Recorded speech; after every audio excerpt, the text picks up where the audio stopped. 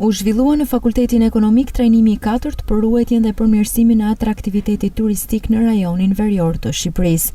Studentët prezantuan punimet e tyre kërkimore, për të cilët kanë punuar disa muaj në zona të ndryshme turistike. Unë kam zgjedhur zonën Zogaj, pasi është një zonë shumë piktoreske që po jepet rëndësia dhe zhvillimi i duhur, pasi po bëhet dhe rruga e re që do lidhet me Malin e Zi. Atëherë, problematika më e madhe e zonës është mungesa hoteleve dhe akomodimi që nuk mund të ketë një kapacitet shumë të madh dhe një problem tjetër është dhe pjesa e transportit publik. Ka një transport të kufizuar që është me 2 linja në ditë, që e bën pak të pamundur lëvizjen me transport publik. Patjetër që ne kena zgjedhur këtë, le të themi, destinacion për faktin sepse Selsa është një destinacion që nuk është aq shumë i zhvilluar ose nuk është kushtuar vëmendja e duhur në fakt.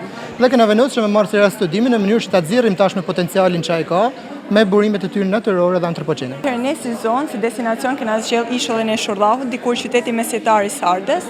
Kena zgjedhur këtë atrakcion, këtë destinacion turistik që për ta përmirësuar nga atraktiviteti, për me ruajtur trashëgiminë, sepse është një vend që ka mjaft trashëgimi kulturore, si kisha, rënoja e tjerë, dhe duhet kushtu një vëmendje për institucioneve, duhet bëj një promovim më i gjatë. Ndërkohë, pedagogja dhe ekspertja e turizmit Miriam Dibra foli për rëndësinë e promovimit të turizmit vjetor, jo vetëm sezonal. Janë 8 zona studimi që kena marrë zona të cilat kanë nevojë për përmirësim të atraktivitetit, kanë nevojë për të zhvilluar turizmin, po jo vetëm sezonal, por duke e parë turizmin gjatë gjithë vitit, duke e parë zonën jo vetëm të izoluar, por duke e parë në atraktivitet me zona tjera turistike, dhe pikërisht bëhet fjalë që nga Laguna Vilunit, nga Zogja, që është tashti në zhvillim e sipër, për Syrin e Sheganit, Selsen, Thethin, Valbonen, ishullin e Shurllahut. Pra janë zona të cilat me të vërtetë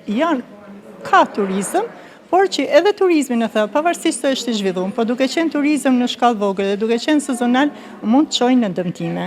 Ky workshop është kthyer në traditë për e hapjes së sezonit turistik, ku ekspertë të turizmit dhe studentët zhvillojnë punët e tyre kërkimore për ruajtjen dhe përmirësimin e atraktivitetit turistik në rajonin verior të Shqipërisë.